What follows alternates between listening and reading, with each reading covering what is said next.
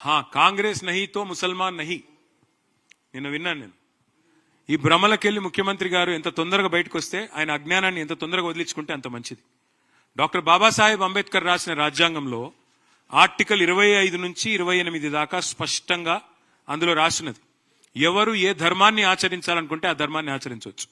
ఎవరు ఏ మతాన్ని, ఎందుకంటే we are secular country, as per constitution we are secular country.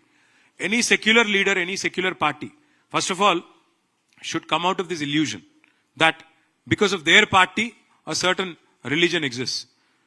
BJP లేకపోయినా హిందువులు ఉంటారు, కాంగ్రెస్ లేకపోయినా ముస్లింలు ఉంటారు, ఎవరు లేకపోయినా అందరూ ఉంటారు, భారతదేశం ఉంటుంది.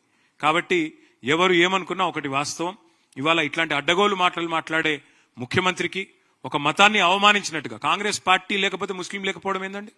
అంటే కాంగ్రెస్ పార్టీ పుట్టకముందు ముస్లిం లేరా? కాంగ్రెస్ పార్టీ ఆల్మోస్ట్ చచ్చిపోయింది, మొత్తం చచ్చిపోయాక కూడా ముస్లింలు ఉన్నారా? ఏం మాట్లాడుతున్నాడు ఆయన? కనీసం మిడకాయ మీద తలకాయ నోడైతే కూడా మాట్లాడట్లా.